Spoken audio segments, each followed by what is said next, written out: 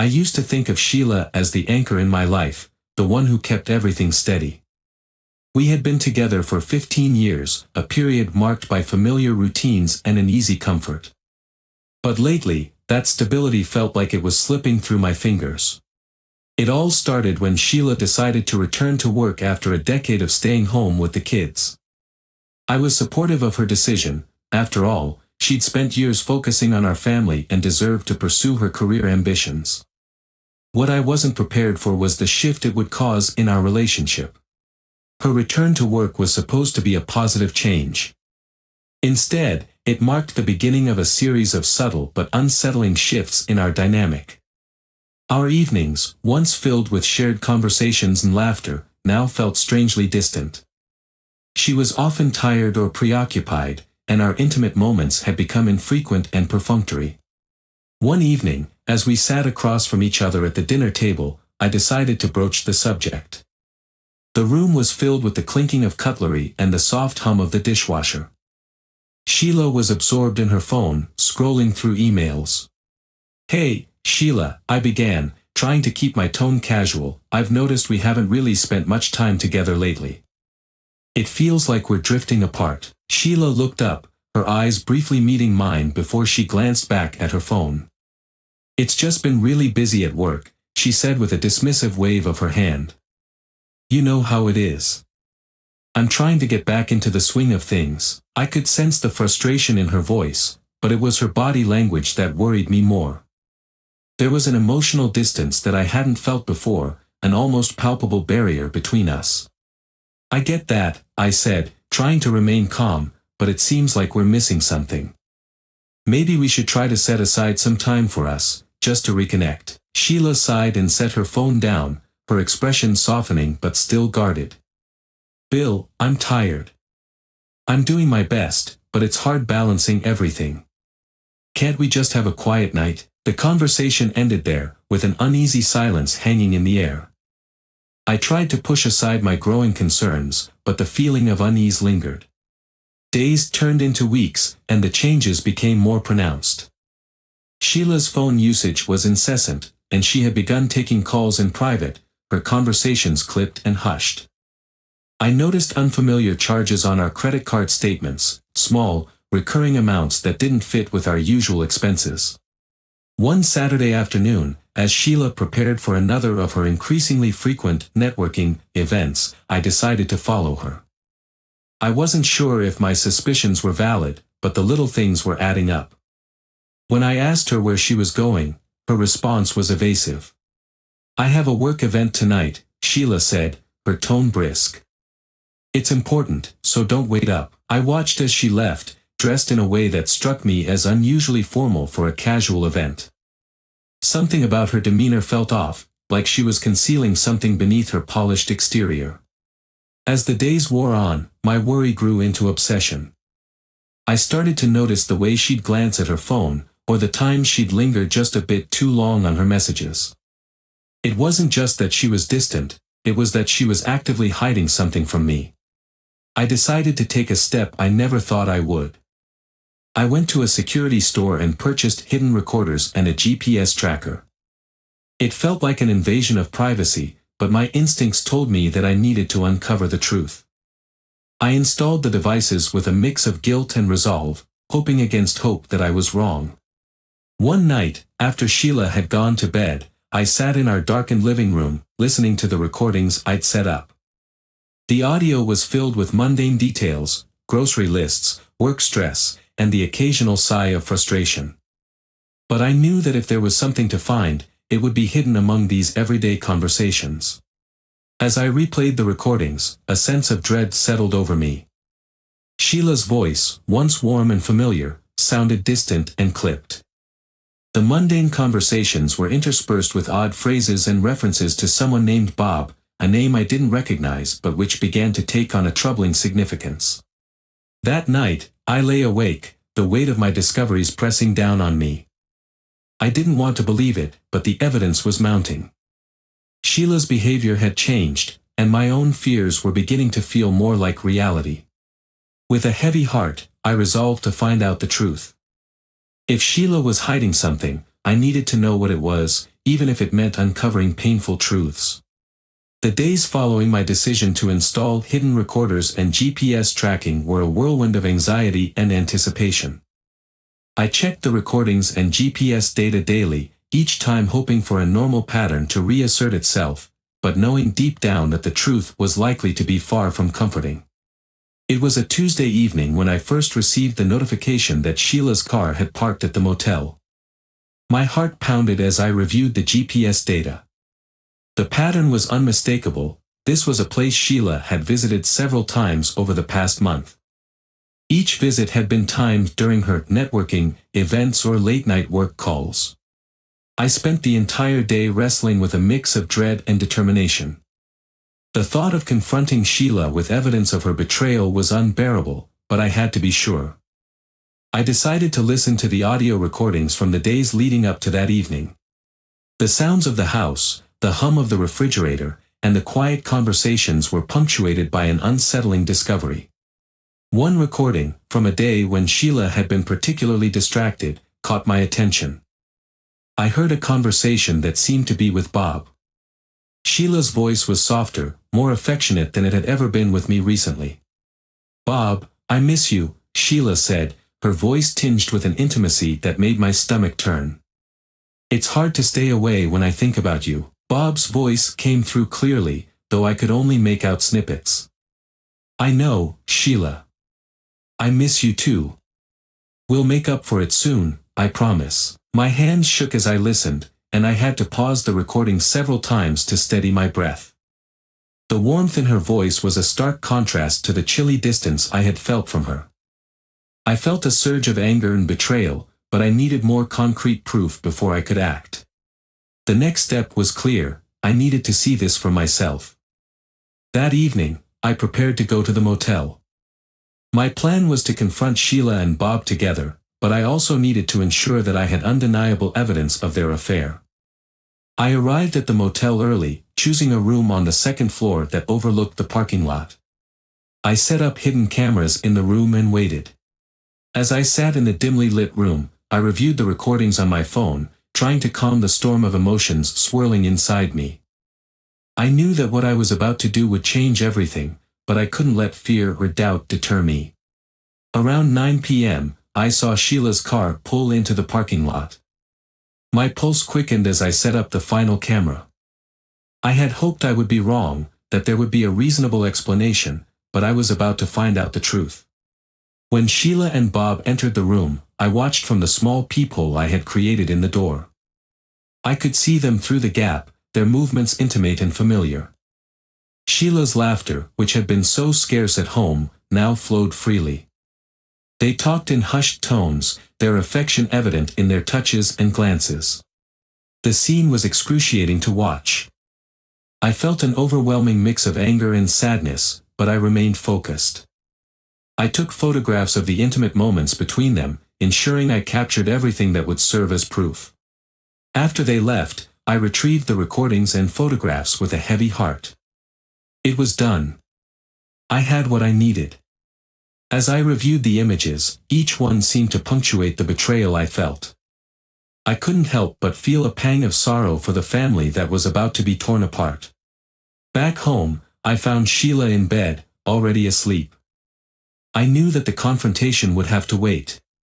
But I couldn't sleep.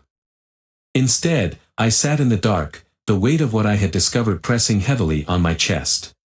The following morning, I took one last look at the evidence before making my decision.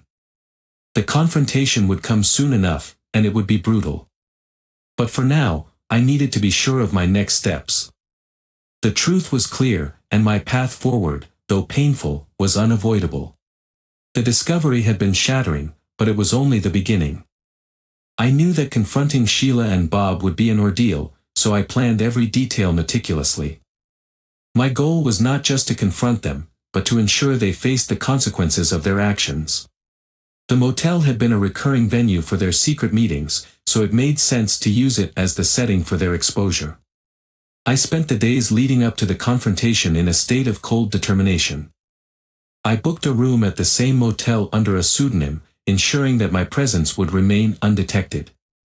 I also purchased additional equipment, hidden cameras and recording devices, to capture every moment of their rendezvous. It was crucial that I had incontrovertible evidence of their betrayal. On the day of the confrontation, I waited for Sheila to leave the house. She had mentioned an evening work event, and I knew this was her cover for meeting Bob. As she prepared to leave, I tried to act as normal as possible. "Bill, I'm heading out now," Sheila called from the doorway, dressed in a sleek, dark dress and carrying a small clutch. "I'll be late, so don't wait up." I forced a smile, trying to mask the turmoil inside me. "Have a good time," I said, keeping my voice steady. She gave me a distracted nod and left. As soon as the door closed behind her, I went to my car, where I had stashed all the equipment. I drove to the motel, the weight of my mission pressing heavily on my mind. At the motel, I checked into my room and set up the hidden cameras. I positioned one camera to cover the entrance and another to capture the interior of the room. My plan was to be discreet, but I needed to ensure that everything was documented. I watched from a small viewing screen in the room as Sheila and Bob's car pulled into the parking lot. My pulse quickened as they entered the building. I felt a mix of anger and grim satisfaction. This was the moment I had been dreading. I waited until they were settled before I made my move. I approached their room carefully, ensuring I made no noise. I peered through the peephole I had created and saw Sheila and Bob together, their closeness and intimacy visible even from a distance. As I prepared my camera to document the scene, I overheard their conversation, which only confirmed the depth of their betrayal. "Bob," Sheila said softly, her voice a contrast to the distant tone she often used at home, "I'm so glad we can have these moments together. It feels like we're finally escaping from all the stress." Bob responded with a tenderness that made my stomach churn. "I know, Sheila. I feel the same way. We're making this work, and that's what matters." Their words, so filled with affection and promises, were a bitter reminder of what I had lost. I focused on capturing their actions on camera, ensuring every detail was recorded. The sight of them together was painful, but I remained resolute. When Sheila and Bob left the room, their departure marked the end of my immediate mission. I quickly retrieved the recordings and photographs, knowing that this evidence would be critical. As I reviewed the footage, I felt a deep sense of finality. The evidence was clear, and there was no turning back now. Returning home, I knew that I had to prepare for the confrontation. Sheila would return soon, and I had to be ready for what was to come. I spent the evening organizing the evidence and drafting an email that would ensure everyone who needed to know about their affair would be informed. When Sheila arrived home, she was cheerful, clearly oblivious to the storm that had been brewing. She greeted me with a kiss on the cheek, and for a moment, I almost wanted to delay the confrontation. "Hey, Bill," Sheila said, setting down her purse. "How was your evening?" I looked at her, my resolve hardening. "Sit down, Sheila. We need to talk." Her face fell as she saw the seriousness in my eyes. "What's wrong?" I took a deep breath, steeling myself for the conversation that would follow. "I know about the affair. I have evidence. I want you to see it." Her expression shifted from confusion to panic as I handed her a folder with the photographs and recordings. The confrontation was about to begin, and with it, the unraveling of our lives. The confrontation was over, and the aftermath had been nothing short of explosive. Sheila had been devastated when confronted with the evidence of her affair with Bob. The anger and tears had been a blur as I faced her. The pain of betrayal was compounded by the pain of having to make the final decision about our future. After the confrontation, I was left with a profound sense of exhaustion and a cold determination. I knew I had to act quickly. I had already made plans for my escape, and now, more than ever, I needed to follow through. The following morning, Sheila was still grappling with the reality of what had happened. She spent most of the day in silence, her eyes red from crying. I, on the other hand, was busy executing the final steps of my plan. "Bill, can't we talk about this?" Sheila asked, her voice trembling as she approached me while I was packing the last of our belongings. "I need to understand why you're doing this." I glanced at her, my expression hardening. There's nothing more to discuss, Sheila. The evidence is clear, and there's no going back from this. But we have to think about the kids, Sheila pleaded. They need us both. I shook my head, feeling the weight of her words but knowing that the damage was irreparable. I'm thinking about the future. I need to get out of here before things get even more complicated. I finished packing the last of our joint funds into a suitcase, ensuring I had everything I needed for the immediate future. I had already set up a new bank account in a different name and arranged for my departure. It was a calculated move, designed to ensure that I would be free from the chaos I had created. Later that day, as Sheila remained in a state of shock, I prepared to leave. I took one last look at the house that had been our home, feeling a mix of sorrow and relief. My escape was planned for late evening, when Sheila would be distracted with the logistics of dealing with the fallout of our confrontation. As I loaded the car with the suitcase and other belongings, Sheila stood in the doorway, watching me with a mix of confusion and resignation. "Where are you going?" she asked, her voice barely above a whisper. "To the Cayman Islands," I said, my voice steady. "I need to get away, to clear my head and start over." She stared at me, the reality of my departure sinking in. "You're really leaving?" "Just like that. It's the only thing I can do right now," I replied. "I've made arrangements, and I can't stay here any longer." She nodded slowly, tears welling up in her eyes. "I understand. I wish things had been different." I didn't have the words to comfort her. Instead, I turned and walked to the car. I had to focus on the path I had chosen, even if it meant leaving behind everything I had known.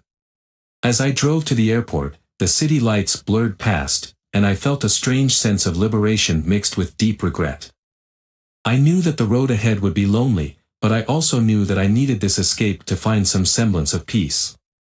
When I arrived at the airport, I was greeted by the calm efficiency of the check-in process. I completed the formalities and boarded my flight, carrying with me not just the weight of my actions but also a mixture of hope and apprehension for the future. The flight to the Cayman Islands was long, and as the plane touched down, I felt a wave of relief. The warm, turquoise waters of the island seemed to promise a new beginning. I had planned to settle into a small, beachfront property, where I could find solace and start anew. I checked into my new place, a modest but charming beachfront cottage. The tranquility of the ocean was a stark contrast to the chaos I had left behind. I took a deep breath, letting the salty air fill my lungs. Sitting on the porch, I looked out at the horizon, contemplating the future. The pain and anger of the past few days were still fresh, but the peaceful surroundings offered a glimmer of hope. I was determined to rebuild my life, to find a way to move forward despite the shattered remnants of my old world.